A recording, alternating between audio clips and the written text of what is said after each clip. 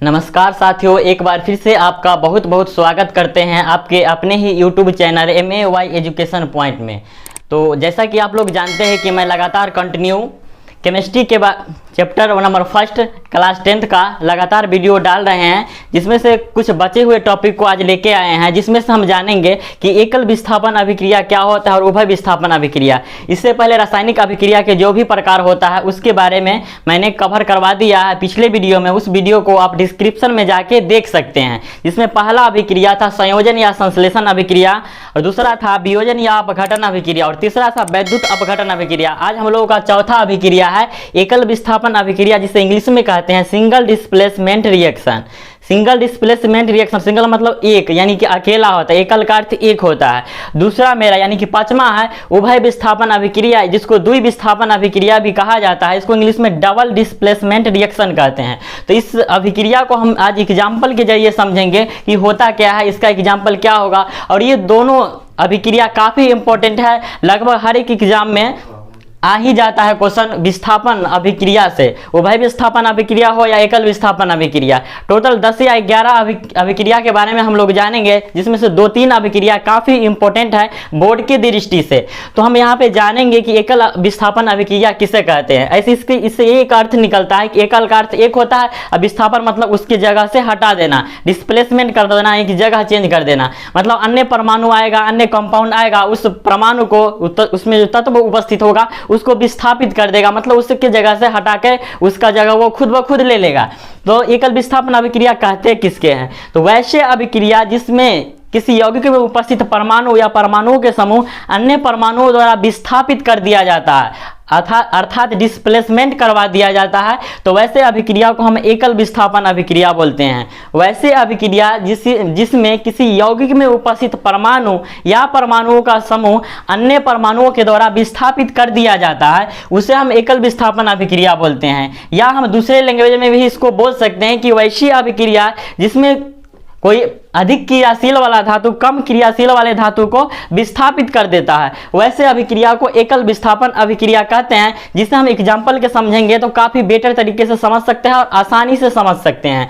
जैसे कि यहाँ पर लिखा हुआ है फेरस, यहाँ पे कॉपर सल्फेट, Fe यानी कि फेरस का संकेत है, और कॉपर सल्फेट जो कि विलयन के रूप में है, एक्वस के रूप में है, जो कि यहाँ पे क्या कर रहा है, जब हम कॉपर सल्फेट की विलयन था, सोल्यूशन था, जिसको कोई बर्तन में रखा गया था, कोई पात्र में रखा गया था। अगर इस पात्र में लोहे की कील को जब डाला गया, लोहे का कील को जब डाला गया, तो होता क्या है कि अभिक्रिया दोनों के बीच आपस में रिएक्शन हो जाता है, और इस अभिक्रिया के फलस्वरूप फेरस सल्फेट का निर्माण होता है और साथ में कॉपर का भी निर्माण होता है। इसको देखने से ये पता चला कि फेरस ज्यादा शक्तिशाली है कॉपर से।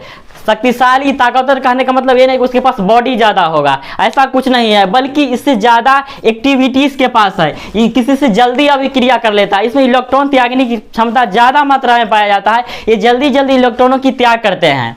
ये हुआ ताकतवर स्ट्रॉन्ग, यानी कि ज्यादा रिएक्टिव है, ये ज्यादा क्रियाशील धातु है। कौन? फेरस। किसके कंपैरिजन में? कॉपर के कंपैरिजन में। कॉपर और फेरस दोनों को अगर कंपैरिजन किया जाए, तुलना किया जाए, तो कॉपर से अधिक क्रियाशील धातु माना जाता है फेरस को। इसलिए फेरस क्या करता है, कॉपर को कॉपर सल्फेट के विलयन से विस्थापित कर देता है, अर्थात उसको उसकी जगह से हटाकर उसको अलग भेज देता है।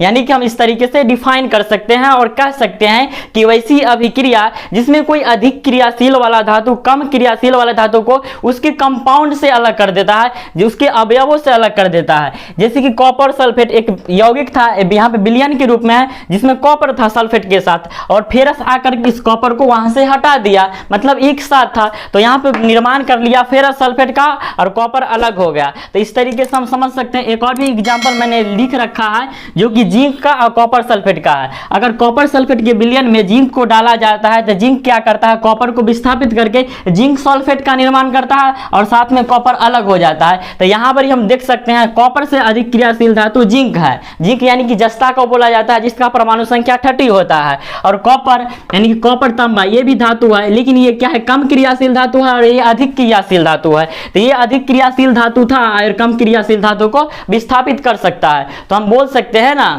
क्रियाशील के आधार पर। ऐसे भी हम एगो अधिक क्रियाशील धातु और कम क्रियाशील धातु, एक आपको क्रियाशीलता श्रेणी आपको बुक में मिल जाएगा, वहां सब क्रियाशीलता श्रेणी को याद कर सकते हैं। हाइड्रोजन के ऊपर जितने भी धातु होते हैं वो ज़्यादा रिएक्टिव माने जाते हैं, ज़्यादा क्रियाशील माने जाते हैं, और उसके नीचे जो भी सोना चांदी वगैरह होते हैं वो कम क्रियाशील धातु होते हैं, वो अन्य तत्वों के साथ, अन्य कंपाउंड के साथ जल्दी अभिक्रिया नहीं करते हैं। जैसे सोना चांदी और प्लेटिनम को अगर लंबे समय तक खुले वायु में छोड़ दिया जाता है तो वे जल्दी किसी से अभिक्रिया करके खराब नहीं होता है। इसलिए कहा जाता है कि मुक्त अवस्था में पाए जाने वाले धातु सोना चांदी है, इस पर वायु का प्रभाव नहीं पड़ता है। यानी कि सोना ज़्यादा मात्रा में एग्जाम्पल में देखने को मिलता है, ये मुक्त अवस्था में, उसको छोड़ दिया जाए तो अन्य धातु सब संयुक्त अवस्था में पाया जाता है। यानी कि उसको जब हम खुले वायु में छोड़ देंगे तो वो जल्दी किसी अन्य तत्वों के साथ या वायु में जो भी उपस्थित गैस होता है, जलवाष्प होता है, उससे अभिक्रिया करके वो उसका संचारण हो जाता है, यानी कि खराब हो जाता है। हम लोग जानते हैं, एक ट्रिक के द्वारा भी हम जान सकते हैं कि वायुमंडल में कौन कौन से गैस पाया जाता है। उस ट्रिक का नाम है NOAC। इसके जरिए हम पता कर सकते हैं कि हमारे वायुमंडल में किस किस प्रकार के गैस है। इनका मतलब नाइट्रोजन होता है, O मतलब ऑक्सीजन होता है, A मतलब आर्गन होता है, C मतलब कार्बन होता है। ये सभी गैस हमारे वायुमंडल में पाए जाते हैं, जिसमें से अत्यधिक मात्रा में कहा जाए तो नाइट्रोजन की प्रतिशत मात्रा होती है जो कि 78% हमारे वायुमंडल में पाया जाता है।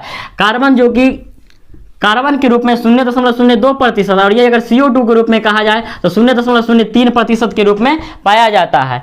तो हम इस चीज को समझ सकते हैं कि एकल विस्थापन अभिक्रिया। इसके बाद हम समझेंगे कि उभय विस्थापन अभिक्रिया या द्वि विस्थापन अभिक्रिया क्या होता है, जिसको इंग्लिश में डबल डिस्प्लेसमेंट रिएक्शन कहता है। उभय का अर्थ दो होता है, यानी कि यहाँ इसका भी एग्जाम्पल लिख रखे हैं। पहले हम इसका परिभाषा बता देते हैं आप लोगों को। उभय विस्थापन अभिक्रिया कहते किसको है, तो वैसी अभिक्रिया जिसमें या वैसे यौगिक जिसमें उपस्थित क्या होता है, वैसी अभिक्रिया जिसमें दो परमाणु, यहाँ पे दो यौगिक आयनों का आदान प्रदान करता है। जैसे एग्जाम्पल में लिख रखा है, जैसे XY कोई कंपाउंड था, इसमें ये X परमाणु उपस्थित था और Y परमाणु उपस्थित था। एक अन्य कंपाउंड लिए जिसमें A परमाणु है और ये B परमाणु है, और ये अभिक्रिया करता है। तो X जो होता है B के साथ अभिक्रिया करके XB का निर्माण कर लेता है, और A Y के साथ अभिक्रिया करके Y चाहे AY का निर्माण करता है। यहाँ पे दोनों यौगिक क्या करता है, अपने आयनों का आदान प्रदान कर रहे हैं। ये भी कंपाउंड है, ये भी कंपाउंड है, क्योंकि हम यौगिक को पहले ही समझ चुके हैं कि जिसमें दो या दो से अधिक तत्व रहते हैं, क्योंकि यौगिक का निर्माण अर्थात कंपाउंड का निर्माण दो या दो से अधिक तत्वों को परस्पर हम संयोग कर देते हैं, अर्थात दो या दो से अधिक तत्व परस्पर संयोग करके जब नया पदार्थ बनाता है उसको कंपाउंड कहा जाता है। तो यहाँ पर एक से अधिक तत्व है, यहाँ भी एक से अधिक तत्व है, तो ये दोनों क्या है, कंपाउंड है, अर्थात यौगिक है। जब ये दोनों के बीच अभिक्रिया होती है तो दोनों यौगिक क्या करते हैं, अपने आयनों का आदान प्रदान करते हैं। जैसे X B के साथ कर रहा है, A Y के साथ, यानी कि दोनों आयनों का आदान प्रदान कर रहा है। तो वैसी अभिक्रिया जिसमें दो यौगिक अपने आयनों का आदान प्रदान करके नए यौगिक का निर्माण करते हैं, उसे क्या कहा जाता है, उभय विस्थापन अभिक्रिया या द्वि। क्योंकि यहाँ पे क्या कर रहा है, दो आयनों का आदान प्रदान हो रहा है, दोनों यौगिक क्या करते हैं, अपने आयनों का आदान प्रदान कर रहे हैं। जैसे हम जिसको एग्जांपल के जरिए समझेंगे, एग्जांपल मैंने पहले ही लिख रखा है बोर्ड पे, देख सकते हैं आप लोग। NaCl सोडियम क्लोराइड एक कंपाउंड था, और AgNO3 इसको हम क्या बोलते हैं, सिल्वर नाइट्रेट। Ag सिल्वर का संकेत है, NO3 को नाइट्रेट पढ़ा जाता है। तो अगर सोडियम क्लोराइड के साथ सिल्वर नाइट्रेट था, दोनों के बीच अभिक्रिया हुई, तो यहाँ पर हुआ क्या कि Na जो था Na3 के साथ अभिक्रिया करके, NO3 के साथ अभिक्रिया करके NaNO3 का निर्माण कर लिया, और ClAg के साथ अभिक्रिया करके सिल्वर क्लोराइड का निर्माण कर रहा है। Ag सिल्वर अगर क्लोरीन किसी तत्व के साथ लग जाता है तो वो उसका क्लोराइड बन जाता है। अकेले है तो उसको हम क्लोरीन पढ़ेंगे, लेकिन किसी तत्व या यौगिक के साथ लग जाता है तो उसे क्लोराइड पढ़ा जाता है। इससे सोडियम क्लोराइड था, जब सिल्वर नाइट्रेट के विलयन में इसे डाला गया या दोनों के बीच अभिक्रिया हुई, रिएक्शन हुआ, तो यहाँ पे सिल्वर क्लोराइड का निर्माण हुआ और NaNO3। और सिल्वर क्लोराइड का जो निर्माण होता है एक अवक्षेप के रूप में विलयन से पृथक हो जाता है, जो कि आगे हम समझेंगे अवक्षेपन अभिक्रिया में। ये अवक्षेप के रूप में बना, ये जो साइन दिया हुआ अवक्षेपन का साइन दिया हुआ है, इससे पहले मैं पहले ही बता चुके हैं, माने कि जब गैस मतलब जब गैस का निर्माण होता है या गैस की उत्पत्ति होता है, उसको हम ऊपर चिन्ह की तरफ हम इसको दर्शाते हैं, नीचे अगर दर्शा रहे तो उसका अवक्षेपण होता है। अवक्षेपन अभिक्रिया में इसको दर्शाएंगे। दूसरा एग्जाम्पल मेरा ये है कि बेरियम क्लोराइड को जब सोडियम सल्फेट के साथ अभिक्रिया करवाया, बेरियम क्लोराइड BaCl2, ये भी एक यौगिक है। Na2SO4 ये सोडियम सल्फेट का सूत्र है, रासायनिक सूत्र। जब दोनों के बीच अभिक्रिया हुआ तो बेरियम सल्फेट का निर्माण हुआ और साथ में सोडियम क्लोराइड का निर्माण हुआ। तो हम यहाँ पर देखें कि Ba जो था SO4 के साथ अभिक्रिया करके बेरियम सल्फेट बना लिया। बेरियम सल्फेट, SO4 को सल्फेट पढ़ा जाता है, और Cl2 जो हुआ Na के साथ अभिक्रिया करके NaCl अर्थात सोडियम क्लोराइड, जिसको साधारण नमक भी कहते हैं, उसका फॉर्मूला है, तो NaCl का निर्माण कर लिया। तो हम यहाँ पर देख सकते हैं कि यहाँ पर दो कंपाउंड थे और दोनों कंपाउंड आपस में अभिक्रिया करके दो आयनों का आदान प्रदान करके नए कंपाउंड का निर्माण। तो हमारा अगला टॉपिक है अवक्षेपण अभिक्रिया, प्रेसिपिटेशन रिएक्शन। अवक्षेपण अभिक्रिया, जिसको इंग्लिश में प्रेसिपिटेशन। अवक्षेप मतलब क्या होता है, जैसे कोई भी चीज़ को जलाते हैं तो उसके जलाने के फलस्वरूप हमें जो कोई पदार्थ बच जाता है ना, वो अवक्षेप के रूप में बचना। जैसे कि हमारे गांव देहात में जब मुर्दे को भी जलाए जाते हैं तो देखते हैं अक्सर कि मुर्दा को जलाने के बाद कुछ अवक्षेप के रूप में कुछ पदार्थ बच जाता है। वहाँ पर हम लोग अक्सर कभी कभी जाया करते हैं तो वहाँ पर देखे थे। तो अवक्षेप में होता है क्या, अवक्षेपण अभिक्रिया। इसमें जब अभिक्रिया होती है, जब दो यौगिकों के बीच अभिक्रिया के फलस्वरूप कोई पदार्थ ऐसा होता है जो विलयन से ठोस के रूप में पृथक हो जाता है। पृथक हो जाने का मतलब होता है कि अलग हो जाना। तो ये अवक्षेपण अभिक्रिया को हम डिफाइन कर सकते हैं कि वैसी अभिक्रिया जिसमें अभिक्रिया के फलस्वरूप कोई विलयन जो होता है, कोई विलयन से ठोस पदार्थ ठोस के रूप में क्या होता है, अब पृथक हो जाता है, मतलब अलग हो जाता है। जैसे कि हम एग्जाम्पल लिख रखे हैं यहाँ पे कि सोडियम क्लोराइड को जब सिल्वर नाइट्रेट के साथ अभिक्रिया करवाया गया था तो सिल्वर क्लोराइड का सफ़ेद अवक्षेप प्राप्त हुआ था और साथ में सोडियम नाइट्रेट का निर्माण हुआ था।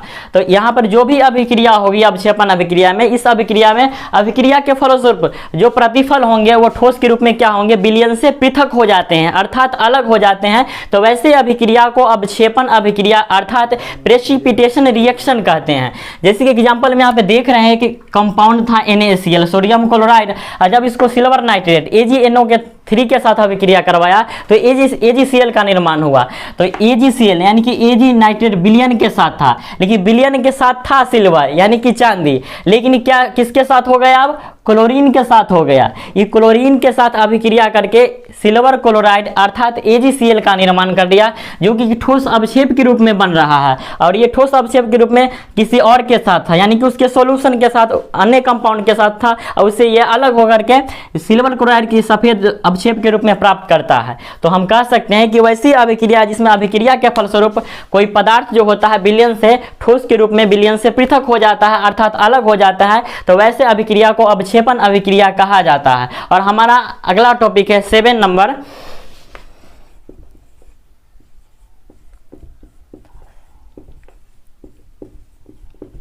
उदासीनीकरण अभिक्रिया।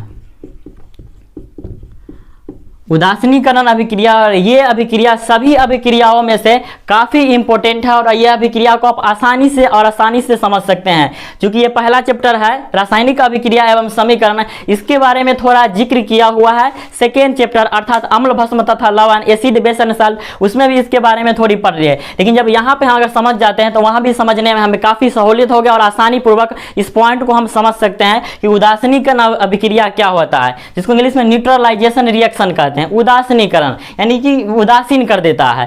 तो जब कोई अम्ल किसी भस्म के साथ अभिक्रिया करता है तो लवण तथा जल का निर्माण होता है। तो अब यहाँ पे अम्ल क्या होता है, भस्म क्या होता है, लवण क्या होता है, इसका भी सेपरेट वीडियो आपको मिलेगा, जो कि नेक्स्ट चैप्टर यानी कि chapter number 2 acid base and salt अर्थात अम्ल भस्म तथा लवण वाले चैप्टर में मिलेगा। लेकिन यहाँ पर हम सिर्फ जानेंगे कि उदासीनीकरण अभिक्रिया यानी कि न्यूट्रलाइजेशन रिएक्शन होता क्या है। तो हम एक एग्जाम्पल के जरिए आपको समझा दे कि जब कोई अम्ल यानी कि HCl कोई अम्ल है, हाइड्रोक्लोरिक अम्ल कहते हैं या इसका दूसरा नाम है हाइड्रोजन क्लोराइड, तो HCl के साथ जब कोई भस्म अभिक्रिया करता है, जैसे कि NaOH सोडियम हाइड्रोक्साइड एक भस्म है, जब ये अम्ल है और ये भस्म है, जब अम्ल और भस्म आपस में अभिक्रिया करता है तो लवण तथा जल का निर्माण होता है। यानी कि Na जो है Cl के साथ अभिक्रिया करके NaCl के निर्माण करता है और OH H के साथ अभिक्रिया करके H2O का निर्माण करता है, यानी कि जल है। H2O जल का सूत्र है और NaCl सोडियम क्लोराइड अर्थात साधारण नमक का सूत्र है।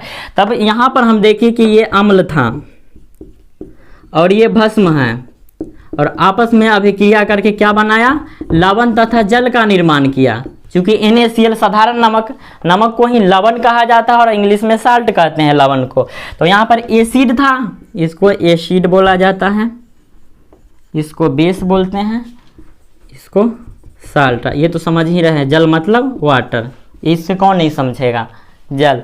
तो यहाँ पर हम देखें कि कोई अम्ल था और कोई अम्ल क्या कर रहा है, किसी भस्म के साथ अभिक्रिया कर रहा है, और इस दोनों अभिक्रिया के फलस्वरूप यानी कि अम्ल और भस्म जब आपस में अभिक्रिया करती है अर्थात रिएक्शन करती है तो नया प्रोडक्ट बनते हैं, यानी कि जो नया प्रतिफल बनते हैं वो लवण और जल के रूप में है। तो इसलिए इसका डेफिनेशन बहुत ही आसान रूप से और आसानी तरीके से बोल सकते हैं और हर एक स्टूडेंट को आसानी पूर्वक याद हो जाएगा कि उदासीनीकरण अभिक्रिया क्या है। इसका अगर लैंग्वेज आपको याद नहीं है तो आप एग्जाम्पल के जरिए भी आप लैंग्वेज को क्रिएट कर सकते हैं, बना के याद कर सकते हैं। जैसे कि मैंने बनाया है HCl प्लस NaOH। HCl को हाइड्रोक्लोरिक अम्ल कहते हैं और NaOH को सोडियम हाइड्रोक्साइड जो कि भस्म है और ये अम्ल है। तो जब कोई अम्ल किसी भस्म के साथ अभिक्रिया करता है तो यहाँ पे अभिक्रिया करवा लेंगे क्योंकि NaCl के साथ ही अभिक्रिया करता है। और NaCl के साथ अभिक्रिया क्यों करता है ये भी मैंने कई बार वीडियो में जिक्र किया है और अभी भी कर देता हूँ। NaCl में Na जो कि धातु है, सोडियम का संकेत है Na जो कि धातु है, ये भी क्रियाशील धातु है। और हम लोग जानते हैं कि सोडियम को हम खुले वायु में लंबे समय तक नहीं छोड़ते हैं, क्योंकि अगर खुले वायु में इसको लंबे समय तक छोड़ेंगे तो ये ज़्यादा क्रियाशील है, ये स्वतः वायु से अभिक्रिया करके स्वतः जलने लगती है, आग लग जाती है। इसलिए इस धातु को केरोसिन तेल में डुबो कर रखा जाता है। तो दूसरा मेरे पास क्लोरीन है, क्लोरीन जो कि अधातु है। तो यहाँ पे धातु और अधातु के साथ ही रहता है, क्योंकि धातु और धातुओं के बीच अभिक्रिया नहीं होती, यानी कि धातु धातु परस्पर अभिक्रिया नहीं करता है। अधातु और अधातु परस्पर अभिक्रिया कर सकती है बट धातु और धातु आपस में अभिक्रिया नहीं करती है। यहाँ धातु और दूसरा अधातु है, यानी कि Na जब Cl के साथ अभिक्रिया किया था तो NaCl का निर्माण हुआ था, अर्थात सोडियम क्लोराइड का निर्माण हुआ था। तो यहाँ पे सोडियम जो कि धातु है, तो हम लोग जानते हैं कि धातु में इलेक्ट्रॉन त्यागने की प्रवृत्ति पाई जाती है, इलेक्ट्रॉन त्यागने की क्षमता इसमें होती है, इलेक्ट्रॉनों को त्याग करता है, इसमें मुक्त इलेक्ट्रॉन की संख्या ज़्यादा होता है। चूंकि Na के पास टोटल इलेक्ट्रॉन की संख्या 11 है, तो जब इसका इलेक्ट्रॉनिक विन्यास किया जाएगा तो 2,8,1 के रूप में कन्वर्ट हो जाएगा। क्योंकि हम लोग जानते हैं कि किसी तत्व का, दुनिया की कोई भी तत्व अपने बाहरी कक्षा में 8 गो इलेक्ट्रॉन को पूरा करना चाहता है, किसके नियम के द्वारा? तो अष्टक नियम। अष्टक नियम ये नियम कहता है कि दुनिया की कोई तत्व अपने बाहरी कक्षा में 8 गो इलेक्ट्रॉन पूरा करके वो अस्थायी हो जाएगा। इसलिए चूंकि इसके बाह्य कक्षा में 1 इलेक्ट्रॉन है, अगर 1 इलेक्ट्रॉन किसी को दे देता है, त्याग देता है, तो क्या होगा? ये इसके बाह्य कक्षा में 8 गो इलेक्ट्रॉन बच जाएगा, उसके बाद ये क्या हो जाएगा? ये अस्थायी बन जाएगा। क्लोरीन का हम लोग जानते हैं, क्लोरीन का अगर इलेक्ट्रॉनिक विन्यास किया जाएगा 2,8,7, चूंकि इसके बाह्यतम कक्षा में 7 इलेक्ट्रॉन है और अष्टक पूर्ण करने के लिए 1 इलेक्ट्रॉन चाहिए, तो सोडियम क्या करता है? जल्दी से इसके साथ दोस्ती कर लेता है, इसको दे देता है 1 इलेक्ट्रॉन। तो जब 1 इलेक्ट्रॉन इसको दे देगा तो इसके पास टोटल इलेक्ट्रॉन की संख्या 1 बढ़ जाएगा, यानी कि 18 हो जाएगा, यानी कि बाह्यतम कक्षा में 8 गो इलेक्ट्रॉन हो जाएगा और इसके भी बाह्यतम कक्षा में 8 गो इलेक्ट्रॉन। इस तरीके से क्या कर रहा है? आपस में इलेक्ट्रॉन को दे देता है, जिसके फलस्वरूप नया कंपाउंड बन जाता है। हम लोग जानते हैं कि धातु और अधातु के बीच अभिक्रिया जब होता है तो किस प्रकार के कंपाउंड बनते हैं? जब अधातु अधातु होगा तो सहसंयोजक। इस प्रकार की यौगिक को हम आयनिक यौगिक बोलते हैं, जिसमें धातु और अधातु आपस में अभिक्रिया तो आयनिक कंपाउंड बनता है। तो हम इस तरीके से उदासीनीकरण अभिक्रिया को भी समझ सकते हैं। इसलिए Na ना Cl के साथ अभिक्रिया किया, क्योंकि Na के पास 1 इलेक्ट्रॉन ज़्यादा है, क्लोरीन को 1 इलेक्ट्रॉन की कमी है, तो इसके साथ दोस्ती कर लेगा तो अपना खुशीपूर्वक अपना जीवन व्यतीत कर सकता है। आप लोग बने रहिए हमारे वीडियो के साथ, आपको हर एक वीडियो का लिंक आपको डिस्क्रिप्शन में दिया जाएगा। आप लोग अच्छी तरीके से वीडियो को देखिए और हर एक चैप्टर से आपको वीडियो बनेगा। कोशिश आप लोग करिए आखिरी सांस तक, एक न एक दिन सफलता आपको जरूर मिलेगी। क्योंकि किसी ने ठीक ही कहा है, सफलता एक दिन में नहीं मिलती, लेकिन एक न एक दिन ठान लो तो एक न एक दिन जरूर मिलती है। इसलिए आप लोग हम लोगों को सपोर्ट कीजिए और मेरे चैनल जो कि MAY एजुकेशन पॉइंट को सब्सक्राइब कीजिए। इससे क्या होता है कि मेरा हौसला और जुनून अंदर से बढ़ता है और इससे मैं वीडियो बनाने के लिए ज़्यादा प्रेरित हो जाता हूँ और वीडियो बनाने के हमारे मन में ज़्यादा उत्सुकता जगती है। तो आज के लिए इतना ही, फिर मिलते हैं अगले दिन।